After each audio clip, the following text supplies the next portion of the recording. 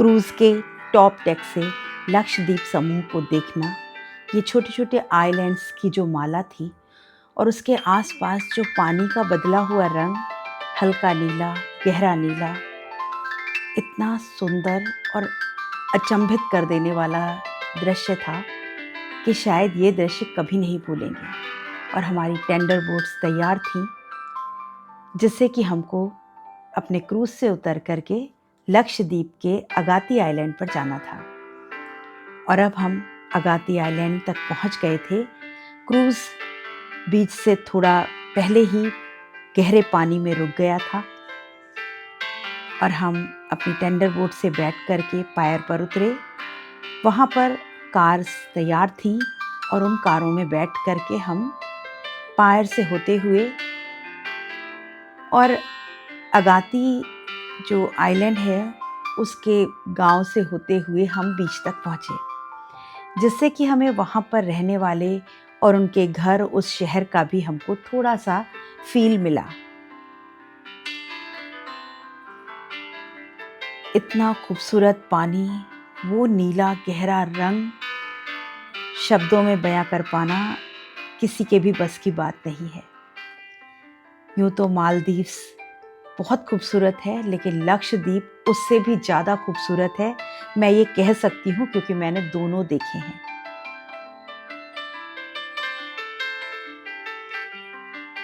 इस गांव से होते हुए हम पहुंच गए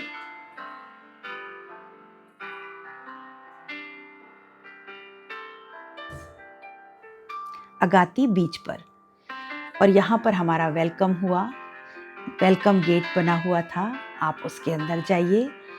आपके टिकट्स जो हैं वो आपके कार्ड्स आपको शो करने हैं और वहाँ से आपको कुछ टैग्स मिल जाएंगे। पूरा व्यू देखने वाला था। कलरफुल टेंट्स लगे हुए थे, खाने पीने की स्टॉल्स लगी थी, सिटिंग अरेंजमेंट इतना ग्रैंड था कि जितने भी टूरिस्ट क्रूज से उतरे थे उतने सारे एकोमोडेट हो रहे थे वहाँ पर और किसी को कोई तकलीफ नहीं हो रही थी। हमने क्यू में लग करके वेलकम ड्रिंक ली और सारे टूरिस्ट जो थे वो बस अपना मोबाइल लेकर के और फोटोग्राफी में लग गए थे, क्योंकि इतना सुंदर दृश्य था कि उसको ऐसा मन कर रहा था अपने कैमरों में कैप्चर कर लें और उसको बंद करके रख लें। इस ड्रिंक के बाद वहाँ पर बैम्बू डांस हो रहा था, जो कि वो करके दिखा रहे थे म्यूजिक के साथ और साथ ही साथ सिखा भी रहे थे।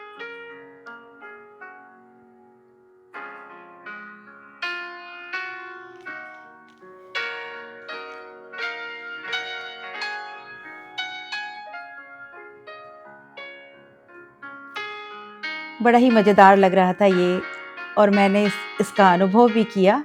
मैंने भी सीखा और थोड़ा सा ट्राई किया। बहुत कर तो नहीं पाई क्योंकि डर लग रहा था कहीं पैर बीच में ना फंस जाए।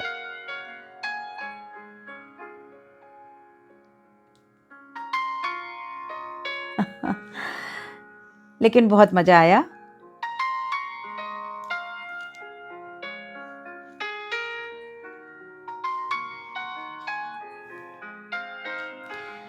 शेड्स लगे हुए थे, ग्रैंड अरेंजमेंट था, ढेर सारी चेयर्स थी, वो भी कलरफुल।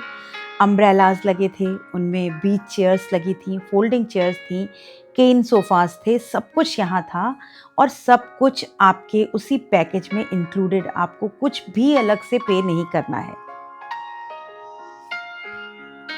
ये लक्षद्वीप का जो दो बड़े आइलैंड हैं, अगाती आइलैंड और बनगरम आइलैंड, उनमें से एक आइलैंड है कि अपनी स्टनिंग टर्कोइज वाटर और सॉफ्ट वाइट सैंड के लिए फेमस है। रियली बिल्कुल अनटच्ड ब्यूटी और वाइब्रेंट कोरल रीफ्स, इतना ट्रैंक्विल एक्सपीरियंस, मतलब मैं बता नहीं सकती कि कितना खूबसूरत था। ये आइलैंड्स ऐसे हैं जो कि लगून के साथ हैं, रिंग शेप में है। इनको एटोल्स भी कहा जाता है कि इन्होंने अपने बीच में एक समुद्री पानी, खारे पानी का लगून बनाया हुआ है।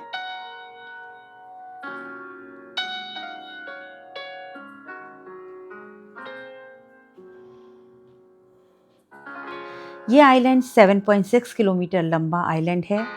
यूनियन टेरिटरी ऑफ इंडिया में आता है। अरेबियन सी का सुंदर आइलैंड है।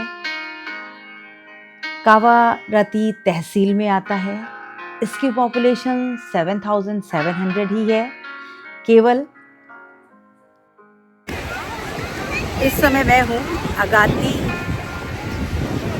आइलैंड पर, जो कि लक्षद्वीप का बेहद खूबसूरत आइलैंड है।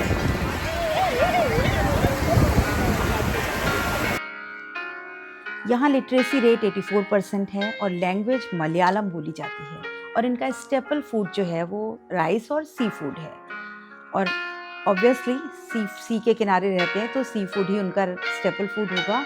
और उसकी ढेर सारी स्टॉल्स उन्होंने लगा रखी थी।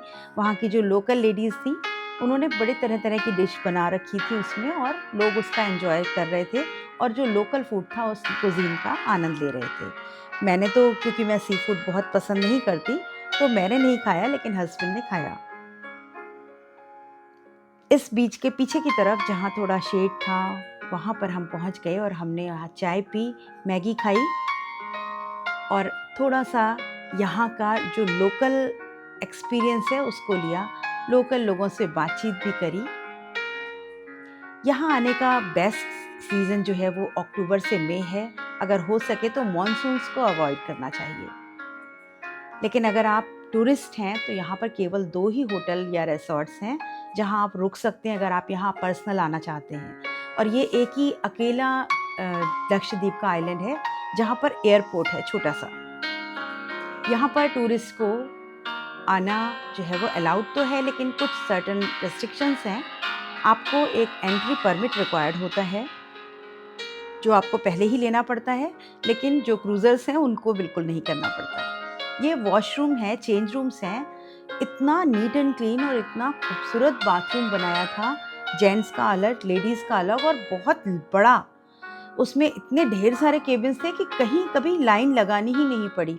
शॉवर्स, हैंड शॉवर्स हैं, हेड शॉवर्स लगे हुए हैं, कर्टन्स लगे हुए हैं।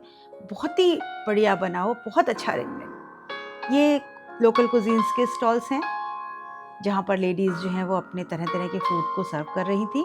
बहुत लिमिटेड फूड था, अगर आप देर से पहुँचेंगे तो ये ख़त्म हो जाता है उनका। अगर यहाँ आप पर्सनल आ रहे हैं रहने तो आप जो है वो बाइक ले सकते हैं, रेंट कर सकते हैं लोकली घूमने के लिए। यहाँ पर water sports, scuba driving, surfing, snorkelling, kayaking सब कुछ अवेलेबल था। लेकिन अगर आप डाइविंग कर रहे हैं तो आपको यहाँ रजिस्टर कराना पड़ेगा। हमने तो बनाना बोट एंजॉय करी और अब 5-6 घंटे जो हमारा लिमिटेड टाइम था वो पूरा हो चुका था और बारिश होने लग गई। तो अब हम आ गए थे अपने कॉर्डेलिया स्टेशन पर, डिपार्चर स्टेशन पर, और हम वापस कार में बैठ करके और अपने क्रूज़ की तरफ पहुंच गए।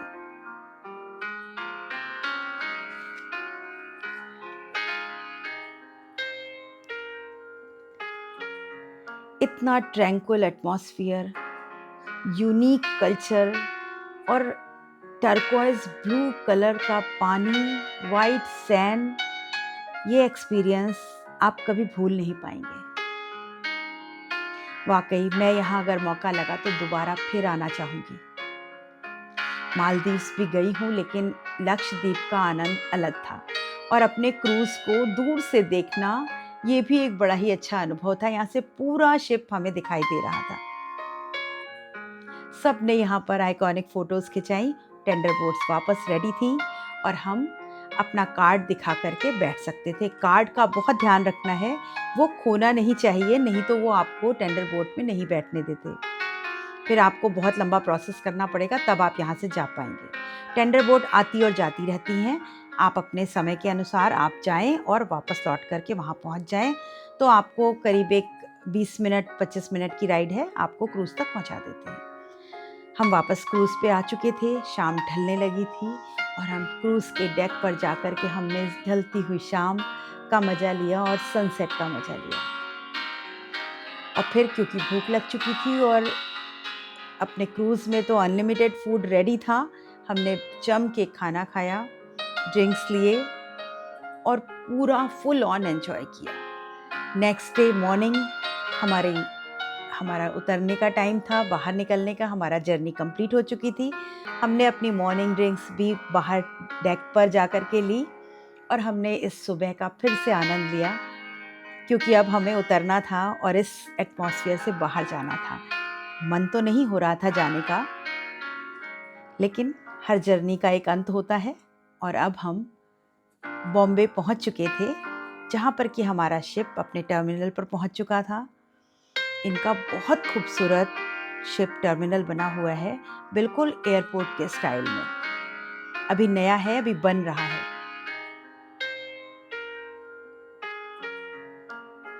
आप यहाँ से कुछ लोकल शेल क्राफ्ट खरीद सकते हैं, कुछ सोवेनियर्स ले सकते हैं, और ज़्यादा शॉपिंग करने जैसा तो कुछ था नहीं लक्षद्वीप में। छोटा मोटा सामान आप ले सकते हैं, या फ्रिज मैग्नेट्स ले सकते हैं अपनी यादगार के लिए, जो कि मैंने भी लिया। एक ब्रेसलेट लिया मैंने, एक की चेन लिया, और अब हम उतरने की तैयारी में थे। कुछ फोटोग्राफ्स और लिए हमने चलते चलाते, और अब हम किनारे पर पहुंच चुके थे। और हमारा 3 दिन और 4 रात का ये सफ़र यहीं ख़त्म होता है। उम्मीद करती हूँ कि आपको वीडियो अच्छा लगा होगा, और अगर अच्छा लगा और ये एक्सपीरियंस अच्छा लगा तो ज़रूर कोशिश करिए कि एक बार इस क्रूज़ को एंजॉय कर सकें।